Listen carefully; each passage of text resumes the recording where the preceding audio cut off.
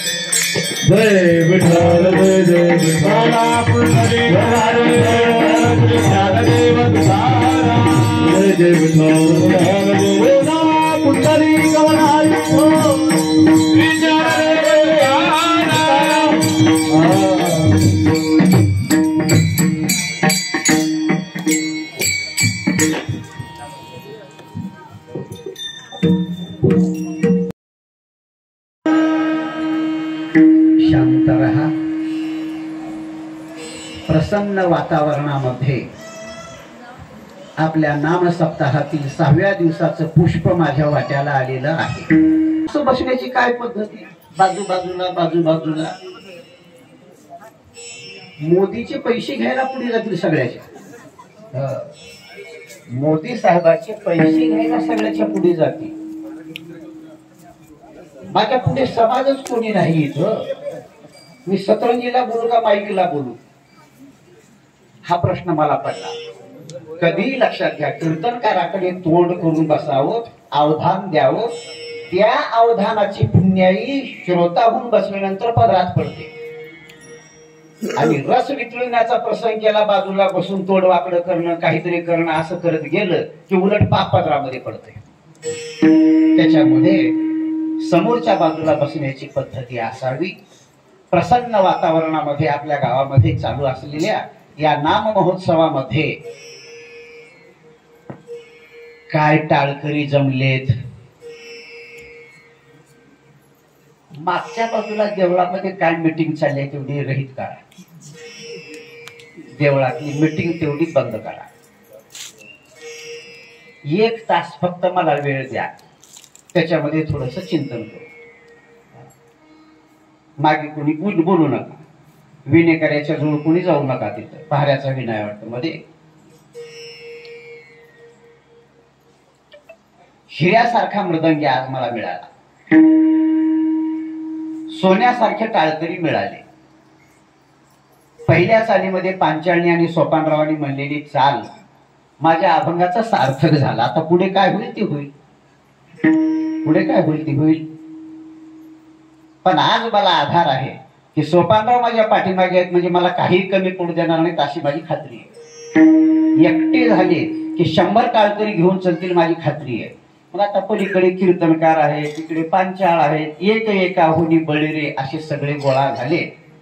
आता त्याच्यामध्ये ऐकणाऱ्यांनी आज काय केलं पंक्तीला जेवायला. सगळ्याचे चेहरे टवटव दिसायला लागले.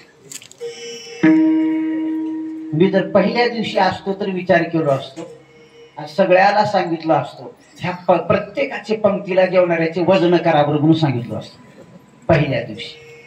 आणि पुन्हा काल्या दिवशी वजन करून बघायची. 1-1.5 किलोला फरक पडलाच असता. काय आनंद आहे. दररोज पंक्ती भोजन, फराळाचं तेवढंच. अन्नदान सगळ्यामध्ये श्रेष्ठ आहे. पंक्तीचं भोजन घेणाऱ्यांच्या सगळ्यांच्या चरणाला माझा या सिंहासनावरून दंडवत आहे. अत्यंत महत्वाचं काम आहे. आणि सप्ताहातली पंगत घेणं म्हणजे सामान्य नाही. त्यांच्या चरणाला मी अभिवंदन करून मग मी माझ्या सेवेला प्रारंभ करतो. सेवेसाठी निवडलेला हा अभंग जगद्गुरु तुकोबरायांचा असून या अभंगामध्ये महाराजांनी अगोदर शेतकऱ्यांचा दृष्टांत तुमच्या आमच्या पुढे ठेवलेला आहे. दृष्टांत काय करतो.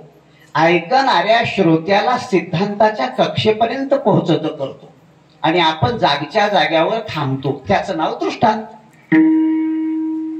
दृष्टांताचं लक्षण काय. सर्वसंमत असणं हे दृष्टांताचं लक्षण आहे. सर्वसंमत म्हणजे श्रोत्याला वक्त्याला सर्वांना ते मान्य असलं पाहिजे. सांगितलेलं उदाहरण सगळ्याच्या परिचयात असलं पाहिजे. म्हणून उभय संमत असणं हे दृष्टांताचं लक्षण असतं. श्रोत्याला वक्त्याला उभय संमत दोघांनाही मान्य असलं पाहिजे. त्याचं नाव दृष्टांत.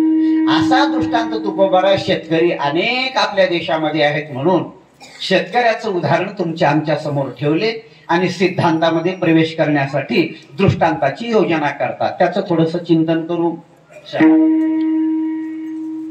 श्यामराव फिरत फिरत शेताकडे गेले. बांधावर उभा टाकले. मधल्या बाजूला बघितले. 2-2.5 चक्करची पट्टी. पण तेवढ्या शेतामध्ये हिरवेगार वेलच वेल दिसले. ती वेल बघितल्याबरोबर बांधावर उभा टाकून श्यामराव म्हणतात, मी माझ्या पत्नीला सांगितलं होतं शाळेच्या जवळचं आपलं शेत आहे, शेण्याचा वाळकाचा बी टाकू नको. लेकरं येऊन जर रानाने फिरायला सुरुवात केलं तर आपल्या पिकाची नासधूस करतील. यासाठी वाळकीचं शेणीचं बी टाकू नको म्हणून मी माझ्या पत्नीला सांगितलं होतं. पण चुकून मला न कळू देता तिनं हे बी टाकलेलं असावं म्हणूनच एवढं जिकडे तिकडे वावर भरून हिरवे गार वेला आले. बघितले. पडलंय बी आता कसं काय असं ना. आलंय शेत भरून सगळे पिकच पिकालं. कसलं आहे म्हणून बघितले. त्याच्याकडे पहिल्यांदा रोखून बघितले. गेले एका वेलाच्या जवळ. त्या वेलाच्या जवळ गेलं. एवढे एवढे एवढे एवढे मिडे लागले होते. पक्क ध्यानात ठेवा बरं. एवढे एवढे मिडे लागले होते. आता त्या मिड्यामध्ये वाटा आता एकदा सगळ्याची नजर तिकडीच चालली आहे. श्रोत्यालाही वाटा बरं. त्याच्यामध्ये पीटी मास्टरला पक्क द्या आणि मृदंगाचार्याला दुप्पट द्या म्हणजे सगळ्याच बरोबर होईल. चला टाकले. त्या वेलाकडे बघितले. त्या वेलाकडे 3 अवच्छेदक प्रतीतीला आले. अवच्छेदक कशाला म्हणतात. जो धर्म ज्या वस्तूच्या ठिकाणी राहतो त्या ठिकाणी राहिला असताना अधिक देशवृत्ती किंवा न्यून देशवृत्ती न राहता समान देशवरती वागतो त्याला अवच्छेदक असं म्हणतात. आता त्या अवच्छेदकाचं लक्षण जाऊया. मग अशी 3 अवच्छेदक त्यांना दिसून आले. एका एका अवच्छेदकाचा विचार करा. पहिला अवच्छेदक आहे हिरवगार. हिरवगार मिडू कसला आहे? वाळक्याचं हिरवगार. एक ध्यानात ठेवा बरं, हे विसरू नका. त्याच्या पुढचं बघितले हे कसलं तर आहे म्हणून असं चाचपून बघितले, निबर खट्ट दिसलं. दुसरं अवच्छेदक निबर खट्ट 2 झाले. आणि तिसरं बघितले, त्याला चावून बघितले, कडू झार लागले. मग त्याच्यामध्ये काही प्रकार आहेत. काही काही वाळक वरून गोड असतात, मधून कडू असतात. काही काही मधून गोड असतात, वरून कडू असतात. पण काही काही वाळक मधूनही कडू आणि वरूनही कडू. त्याला तुमच्याकडे शब्द आहे का नाही? की आमच्याकडे आहे. साली सुद्धा कडू आहे र म्हणतो. हे बघू कसं आहे, साली सुद्धा कडू. आता शब्द आहे का? आता मी वर्णन करते वेळी मी वाळकाचं वर्णन करणार आहे, कुण्या माणसाचं वर्णन करत नाही. पण कोणी आपल्यावर ओढून घेऊन माझ्याकडे डोळे वटावून बघायचं नाही. आता त्याला मी जबाबदार नाही. मी वर्णन करालोय वाळकाच्या वेलातल्या त्या फळाचं. आणि त्याच्यामध्ये जर कुणाला लागलं तर मी त्याला नाही लागलं. आता त्याला मी काय करणार? आता पहिलं लक्षण काय दिसलं होतं? हिरवगार. काही काही माणसं इतकं हिरवगार बोलतात. आता आलं काय की माणसाकडं इतकं हिरवगार म्हणतात.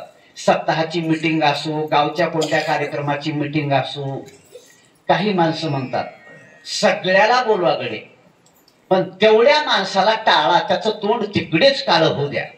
एकदा हिरवागार शब्द बोलला ना बोलला की आपल्या सगळ्या मीटिंगची नासाडी करून टाकून देतो. तेवढ्या माणसाला नका. आपल्यामध्ये चालतं असं काही हिरवगार बोलतात. मग माणसं म्हणतात बर्चीनं मारलेला घाव शरीरावरचा बुजून जाईल काही दिवसांनी, पण या माणसानं बोललेला जन्मभर घाव त्या शब्दाचा विजायचा नाही. असं काही हिरवगार बोलणारे आहेत रे बाबा. एक हिरवगार पक्क ध्यानात ठेवा. आता दुसरं निबरखट. आता हिरव्याचं अगोदर वर्णन करतो. किती हिरवगार. बर्चीचा घाव जिरेल, पण यानं बोललेला शब्द जन्मभर विसरत नाही. पक्क ध्यानात ठेव. असं हिरवगार बोलतात.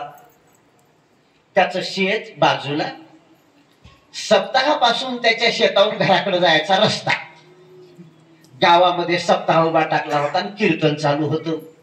त्या कीर्तनामध्ये कीर्तनकारांनी वर्णन करायला सुरुवात केली. बापरे, देवानं आपल्याला तोंड दिलं, आपण त्याचा कसा फायदा करतोय हो.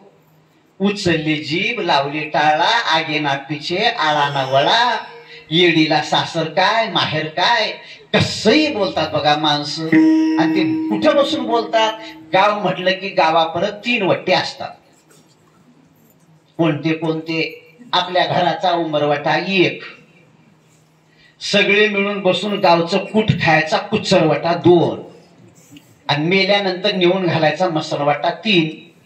त्यापैकी घरचं खातात, कुचरवाट्यावर येऊन बसतात, पोटातलं जिरेपर्यंत लोकांचं बोलतात. बोलून बोलून बोलून गडी मग आपल्या पोटातलं जिर आल्यानंतर घरचं जाऊन खातात. एवढे बरं आहे म्हणा की घरचं जाऊन खातात, बरं आहे एवढे. असं बोलणारी माणसं काय बोलतील आणि काही सांगता येत नाही. पात धरून गोसाव्याने पीठ मागावं तसं एका घरचं झालं की दुसऱ्या घरचं झालं की तिसरं असं पात धरून धरून बोलतात. त्यांच्या बोलण्याला काय अर्थ आहे रे? देवानं जीभ दिलं, काय काय अर्थ आहे? पण संतांचं बोलणं आहे का? संत कसं बोलतात? 13वा अध्याय काढा. अगोदर संत बोलतच नाही. कीर्तनकार कीर्तनात बोलतात हे शब्द. अगोदर संत बोलतच नाही. पण एखाद्याने प्रार्थना केली, महाराज 2 शब्द बोला हो. प्रार्थना केल्यानंतर जर बोलायला सुरुवात केली तर ऐकणाऱ्याला वाटतं जणू काय आई बोलते का वडील बोलते. एवढं जिव्हाळ्याचं नातं साधून बोलतात. आता ओवी आहे का? मग प्रार्थीला बिपाई, जरी लोभे बोलो जाई, तरी परिसतया होय माय बापू. का नाद ब्रह्माची मुसे आले, की गंगा पोय असलले, पतिव्रते आले वार्धक्य जैसे. सगळ्याच्या पाठातली ओवी. तैसे साचा निरसाळ मितले आणि मवाळ शब्द जैसे कल्लोळ अमृताची. आता हे ज्ञानोबरायांची भाषा झाली. आता तुकोबरायांची भाषा आहे का? मुखी अमृताची वाणी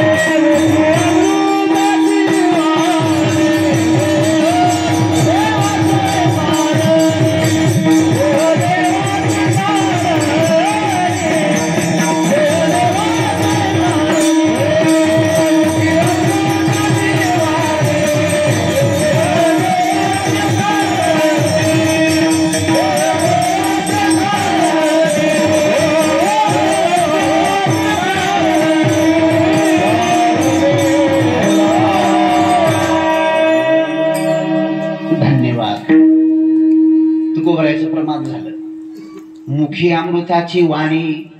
संतांच्या मुखात काय आहे? मृत म्हणजे मरणे, पण मरणे या शब्दाच्या मृत शब्दाच्या पाठीमागे नकारार्थी अ हा उपसर्ग लागला, शब्द तयार झाला अमृत. जे मरू देत नाही त्याचं नाव म्हणजे अमृत. अमृताचे दोन अर्थ, एक माधुर्याचं उपलक्षण आणि दुसरं बोलण्यातला गोडवा. हे दोन. अमृत म्हणजे जगामध्ये ज्याच्यापेक्षा दुसरं गोड काहीच नाही, त्याचं नाव अमृत. एक. आणि आता संतांचं बोलणं कसं आहे? अमृत कसं आहे? मुखी अमृताची वाणी. मुखी या पदाची सप्तमी विभक्ती करायची. मुखी म्हणजे मुखात. संतांच्या मुखात काय? अमृताची वाणी आहे.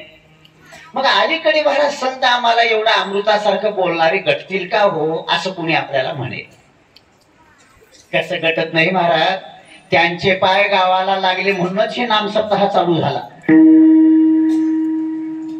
त्यांचे पाय गावाला लागले म्हणूनच हा नाम सप्ताह चालू झाला. काय अमृताप्रमाणे बोलणं होतं. हरिभक्ती परायण परम पूज्य या निमित्तानं मी त्यांचं स्मरण करतोय, भागवत महाराज बोळेगावकर. त्यांच्यामुळे आपल्या गावालाही मार्गदर्शन आहे. कसं बोलत होते? अमृत आहे मुखामध्ये. माणसाने ते शब्द ऐकल्याबरोबर जन्मभर विसरू नये, कल्याणच त्याचं झालं पाहिजे. अमृत आहे तोंडावर. मग अलीकडे महाराज आम्हाला संत गटणार नाहीत, मग आम्ही काय करावं? काही नाही, आताही संत आहेत. ज्ञानोबराय आताही आहेत, तुकोबराय आताही आहेत. ज्ञानोबराय जाऊन 800 वर्ष झाले, तुकोबरायला जाऊन 400 वर्ष झाले, आता आहेत म्हणतात. काही स्क्रू ढिला झाला का असं मला कोणी विचारेल. त्याचं उत्तर असं आहे, ज्ञानेश्वरीच्या रूपाने ज्ञानोबराय जगात जिवंत आहेत आणि गाथ्याच्या रूपाने तुकोबराय जिवंत आहेत. करा ज्ञानेश्वरीचा अभ्यास, मूर्तपणा निघून जाईल, अमृतत्वाला प्राप्त व्हाल एवढी योग्यता तिथे आहे. हे ज्ञानोबरायची ज्ञानेश्वरी, तुकोबरायची ज्ञानेश्वरी. आता ज्ञानोबराय म्हणतात, माझ्या ज्ञानेश्वरीचं कोण कोण पाठांतर करतंय, कोण कोण अभ्यास करतं. गावामध्ये नाम सप्ताह चालू असताना पारायणाला कोण कोण बसलं. आळंदीतून ज्ञानोबराय बघतात. ज्ञानोबराय म्हणतात, जे जे लोक पारायण करतील त्या त्या लोकांना मी काही कमी पडू देणार नाही. माझी श्रीमंती बघा, माझी म्हणजे माझ्याकडे बघून का बरं मी गोसाई आहे. माझी म्हणजे ज्ञानोबरायची. ज्ञानोबराय म्हणतात, माझ्या दारात सोन्याचा पिंपळ आहे, जयाची द्वारी सोन्याचा पिंपळ, दारात सोन्याचा पिंपळ आहे. एक फांदी जर त्या वाचकाला मोडून दिलो, श्रीमंत व्यवहारातला करून सोडली, हे अवांतर फळ. आणि मोक्ष तरी परंपरेजन त्याचा ठरलेला आहे. म्हणून ज्ञानेश्वरी म्हणजे अमृत आहे. तुकोबरायाची गाथा म्हणजे अमृत आहे. एकनाथ महाराजांचं एकादश स्कंधावरची टीका भागवत म्हणजे अमृत आहे. करा अभ्यास संत वाङ्मयाचा, संताचं बोलणं अमृत आहे. मुखी अमृताची वाणी, हे शब्द त्या हिरवगार बोलणाऱ्यानं शेताकडून घराकडे जाता जाता ऐकलं. त्याच्या मनावर परिणाम झाला. बाप रे, काय संतांचं बोलणं, आणि जन्मल्यापासून मी कसा बोलत गेलो. किती वडील म्हणलो नाही, वयस्कर म्हणलो नाही, काहीच नाही. प्रत्येकाला ये रे, जा रे, हमरी तुमरी, चाईला म्हणल्याशिवाय, शिवी दिल्याशिवाय मी बोललो नाही. हे काय माझ्या बोलण्याचा परिणाम. छेछेगडे त्या नवनाथ महाराजाला लकवा मारलं म्हण कमरेच्या खालीच. पण मला जर तसला लकवा जर वरच्या बाजूला मारलं, माझं जर तोंड बंद झालं तर काय घ्यावं. त्याच्या मनावर परिणाम झाला. बापरे, मग असं बोलणार नाही मी, थोडं चांगलं चांगलं बोलायला शिकणार म्हणत म्हणत त्याच्या मनावर परिणाम झाला. आमच्या गावात काही घर आहेत, 5 दिवसाचं लेकरू समोरच्या बाजूला जाऊ द्या, ये रे जा रे म्हणून माहिती नाही, या जा या जाच बोलणार. आता त्यांचं वय म्हणजे 80 वर्षात गेलेलं, 60 वर्षात गेलेलं, पण प्रत्येकाच्या समोर 5 वर्षाच्या लेकरापासून ते 90 वर्षाच्या वयापर्यंत स्त्री गटो, पुरुष गटो, लेकरू गटो, कुणी गटो, त्यांना येरे जारे म्हणून माहिती नाही ते कसलं वागणं असेल. की असंही काही माणसाचं बोलणं असतं. आणि मी कसलं बोललो रे, येरे जारे म्हणल्याशिवाय, हमरी तुमरीला आल्याशिवाय मी बोललो नाही. त्या माझ्या बोलण्याचा मलाच पश्चाताप होतोय. काय कीर्तनातले मी आज शब्द ऐकले रे. म्हणून कीर्तन म्हणजे सामान्य नाही. एखाद्याच्या मनावर जर परिणाम झाला तर जीवन बदलून जातं, त्याचं नाव कीर्तन. म्हणून काही माणसं म्हणतात, बघा हो आमच्या गावाला हे सप्ताह केले, आमचं गाव 5 लाखाला घातले बघा म्हणलं एकानं. वेड्या, 5 लाखाला घातलं नाही. तुझ्या गावातले जर 2-4 व्यसनी लेकर जर सुधारले, निर्व्यसनी जीवन सुधारायला सुरुवात केले तर 10 लाखाचा फायदा सप्ताहाने करून दिला, एवढा आनंद असतो. हे न कळाल्यामुळे संप्रदायाच्या विरोधात जाऊन बोलतात. मग देव ध्यान ठेवतोय आणि त्यांच्याच पोटी असली लेकरं जन्माला देतोय. सगळ्या बाजा त्यांच्या पाठीमागे. कोणत्या कोणत्या बाजा? सोपान महाराज, कौरकर महाराज. पहिली बाज कोणती? जुवे बाज. दुसरं रंडी बाज. तिसरं डांडिया बाज. आणि चौथं तुमच्या परिचयाचं संध्याकाळच्या वेळेला पैसे देऊन डोळे लाल करायचं औषध घेणार. कळा नसलं तर कीर्तनकार मला विचारा, हळू सांग गुरुजी नंतर मला विचार. पैसे देऊन डोळे लाल करायचं औषध घेणार. हे सगळ्या बाजा त्यांच्या पाठीमागे लागल्या. बघता बघता अरे मोठे मोठे बुर्ज होते माझ्या लहानपणी काही लोकांचे, पण त्यांच्या पोटी असले नग जन्माला आले. फांज पडलेली बांधायची ताकद आता त्यांच्याकडे राहिली नाही. काय वस्तुस्थिती आहे. संप्रदायाच्या विरोधात गेल्याबरोबर देव असा परिणाम निर्माण करतोय. त्याच्या मनावर परिणाम झाला. शेगडे आता एवढं असं बोलण्यामध्ये काही अर्थ नाही म्हणण्यामध्ये. योगायोगाने त्या दिवशी भोगी होती, दुसऱ्या दिवशी संक्रांत होती, मकर संक्रांत. दुकानातले तिळगुळ घेतलं आणि प्रत्येकाच्या पुढे जाऊन म्हणतोय तिळगुळ घ्या, गोड गोड बोला. लोकांनी म्हणले तू अगोदर बोलायला शिक.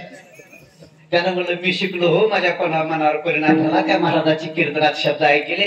आजपासून मी कोणाला आरतुर बोलणार नाही, हमरी तुमरी बोलणार नाही, मी प्रेमान बोलणार. बघा आजपर्यंत माफ करा हो, पण आता इथून या हो जाहो म्हणून बोलायला सुरुवात केल्याबरोबर काही माणसं म्हणली किती फरक पडला रे याच्यामध्ये, किती फरक पडला. किती गमतीचं होतं रे, किती गमतीचं, किती हिरवगार बोलत. आता त्याला मिटिंगला बोलल्याशिवाय मिटिंगच करायची नाही म्हणले. आणि अगोदर म्हणले त्याचं तोंड तिकडेच काळ होऊ द्या, नासवितय आपली मिटिंग नाशवितय, इतकं हिरवगार बोलतोय असं म्हणणार आहे. पण आता त्याला मिटिंगला बोलवा, त्याला प्रत्येक कार्यक्रमामध्ये बोलवा, असं त्याला मानानं सगळे लोक वागवायला सुरुवात केली. पहिला फरक पडला फक्त एक. आता दुसरा कोणता फरक सांगितला होता? निबरखट. वाळू कसं होतं शेतामध्ये? निबरखट. किती निबर होत. आता वाळकाचं सांगावं का माणसाचं मला माहिती नाही. एकाला विचारलो, का रे बाबा तू कधी जाऊन आळंदीला जाऊन ज्ञानोबा